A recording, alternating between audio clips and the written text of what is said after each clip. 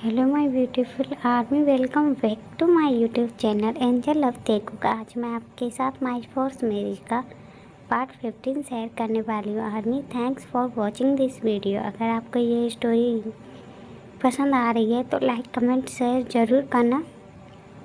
तो फिर चलिए स्टोरी स्टार्ट करते हैं। ठीक कहती है, कहिए आंटी, क्या बात करनी थी आपको? चिंते की तरफ देखती हुए कहती है, मैं नहीं जानती बेटा कि तुम मेरी बातों पर यकीन करोगी या नहीं, लेकिन मैं हमेशा से तुम्हें अपनी जंकुक की वाइफ बनाना चाहती थी। लेकिन तुम्हारे अंकल ने आयु के डैड से लास्ट टाइम एक प्रॉमिस किया था। आयु के डैड ने उनसे एक प्रॉमिस मांगा था। वो चाहती थी कि आयु की शादी जंकुक के साथ हो। ते तुम्हारे अंकल बस अपने बेस्ट फ्रेंड की लास्ट विश पूरी करना चाहते थे। मैं बस ये चाहती हूँ तुम कोई भी डिसीजन लेने से पहले एक बार सोचना। ते अपना हेड नोट करती है। जिन ते से कहती है, बेटा मैं तुमसे एक क्वेश्चन करना चाहती हूँ और मुझे उम्मीद है कि तुम मुझे झूठ नहीं बोलोगी। ते अपना हेड नोट करती है। तुम ये शादी क्यों नहीं करना चाहती जबकि तुम खुद जंकुक से प्यार करती हो? ते ने सोचा नहीं था कि जिन उससे ऐसा भी कोई क्वेश्चन कर सकती है।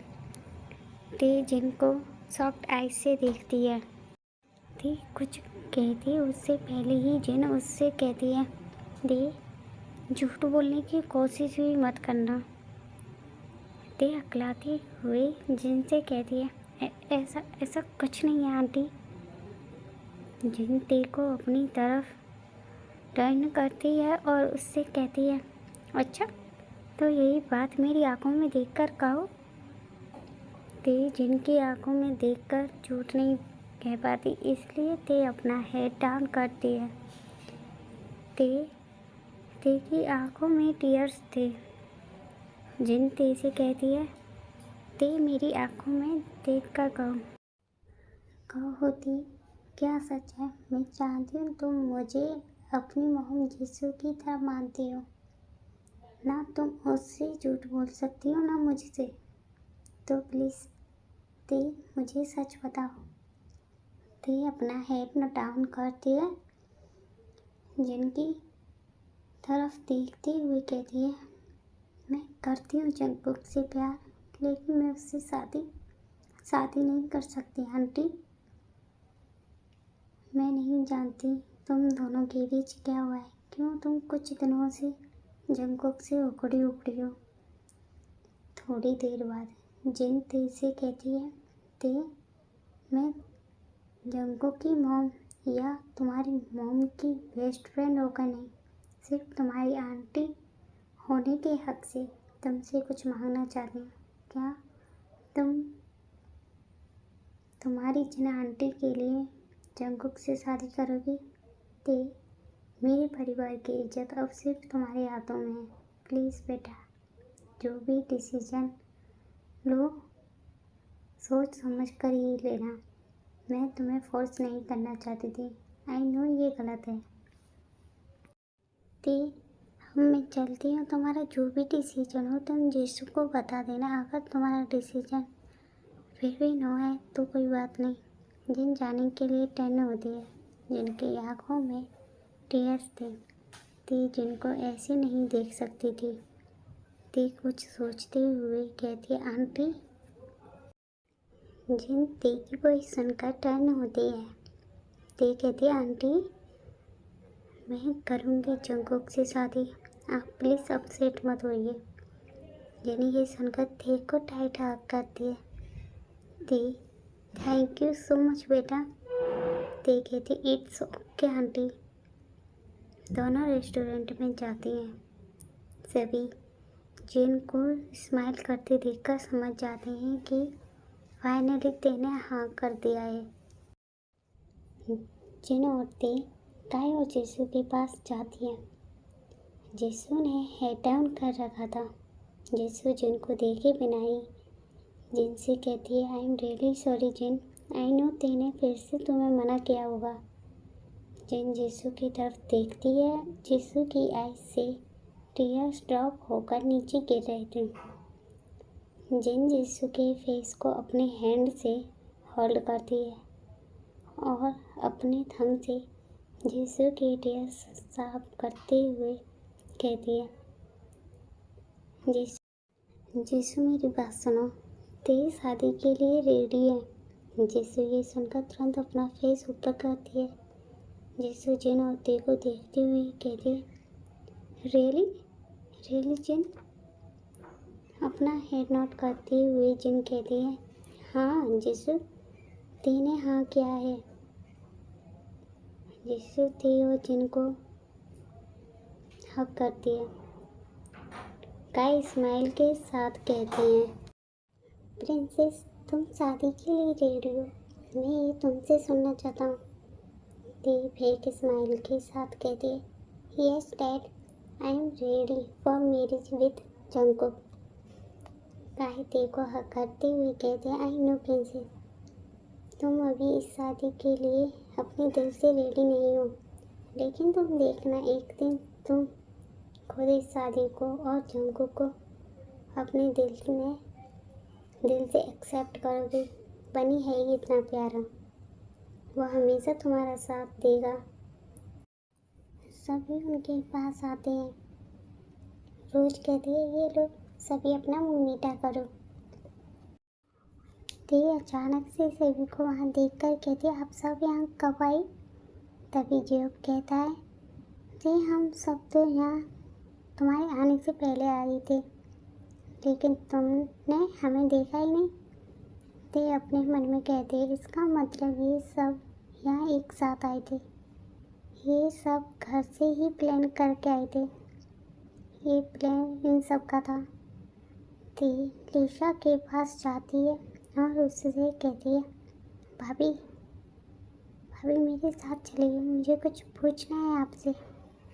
वो दोनों थोड़ी दूर जाती हैं। लिशा कहती है, बोलो ते, क्या पूछना है तुम्हें? ते स्लो वॉइस में लिशा से कहती है, भाभी क्या जंगकुक की शादी के लिए रेडी है? लिशा ते को जेलस फील कराने के लिए कहती है, ते तुम तो जानती हो जंगकुक की शादी आयु के साथ होने वाली थी। जंगकुक को तो यही नहीं पता है कि आयु ने किसी और से शादी कर ली है। वो तो अभी भी ऑफिस में वर्क कर रहा है, उसे किसी ने कुछ नहीं बताया है अभी। ये सब सुनकर ते सैड हो जाती है। ते अपने मन में कहती है, आई नो तुम मुझे कभी एक्सेप्ट नहीं करोगे, तुम आयु को पसंद करते हो और तुम एक माफिया हो, इसलिए मैं तुम्हें अब कभी भी एक्सेप्ट नहीं कर पाऊँगी।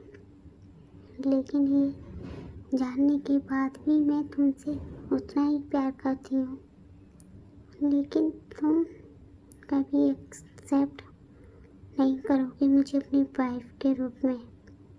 मेरे लिए ये शादी सिर्फ एक फोर्स मैरिज है। आई नो तुम्हारे लिए भी, तुम तो आयु को प्यार करते हो। लिशा अपने मन में कहती है कि तुम नहीं जानती कि जंगकुक तुमसे कितना प्यार करता है, वो ये सब सिर्फ तुम्हारे लिए कर रहा है। पता नहीं तुम उसे कब एक्सेप्ट करोगे। टाइम स्किप होता है, नाइट टाइम। जंगकुक जिन लिविंग रूम में बैठे थे, उनके साथ लिशा भी थी। जिन कहती है, जंगकुक जब तुम्हें सब पता था तो तुमने मुझे क्यों नहीं बताया कि आयु किसी और से प्यार करती है? जंगकुक जिन के पास बैठा था और जिनका हैंड होल्ड करते हुए कहता है, सॉरी मॉम, मैं आपको बस हर्ट नहीं करना चाहता था। जिन कहती है, अगर ये शादी हो जाती तो? जंगकुक जिन से कहता है, मॉम ऐसा आप नहीं होने देती, मैं अच्छे से जानता हूँ ये। आपने आयु और लिशा भाभी की सारी बातें सुन ली थी। अगर आप चाहती तो आयु को रोक लेती, लेकिन आपने ऐसा नहीं किया क्योंकि आप भी यही चाहती थी कि मेरी शादी ते के साथ हो। जिन कहती है लेकिन बेटा तुम्हें कैसे पता चला कि मैंने लीशा और आयु की बातें सुन ली थी। जंगकुक कहता है मॉम मैं किचन से वाटर लेने गया था, आते टाइम मैंने आपको वहाँ देख लिया था। और मॉम आप भूल रही हो मैं आपका बेटा हूँ। जिन स्माइल करती है और अपना हेड नोट करती है। जंगकुक जिन से कहता है मॉम क्या तूने शादी के लिए हाँ क्या। जिन अपना हेड नोट करती है और जंगकुक से कहती है ते कुछ परेशान थी, वो शादी करने से इनकार कर रही थी बेटा, लेकिन मेरे समझाने के बाद तेने शादी के लिए हाँ किया। जंगकुक क्या हुआ है ते और तुम्हारे बीच। जंगकुक जिन की तरफ देखते हुए कहते हैं nothing mom, nothing serious matter. ते बस मुझसे नाराज़ है, मैं उसकी नाराज़गी दूर कर दूँगा। जिन जंगकुक से कहती है जंगकुक एक बात याद रखना, अगर ते तुमसे नाराज़ है तो ज़रूर कोई बड़ी बात होगी। जंगकुक ते कभी भी किसी से नाराज़ नहीं होती है, ते को मनाना तुम्हारे लिए काफ़ी डिफ़िकल्ट होने वाला है बेटा। ये जंगकुक के शोल्डर पर टैप करती है और उससे कहती है ऑल द बेस्ट बेटा, अब अपनी होने वाली वाइफ को मनाने के लिए प्रैक्टिस करना शुरू कर दो, समय रहते सब ठीक कर लो। गुड नाइट बेटा। जंगकुक अपना हेड नोट करता है। Good night mom. Good night बेटा लीशा। गुड नाइट मम्मा। लीशा जंगकुक से कहती है अब मैं भी चलती हूँ Jungkook, good night. Good night भाभी। अब जंगकुक लिविंग हॉल में अकेले बैठा था, कुछ सोच रहा था।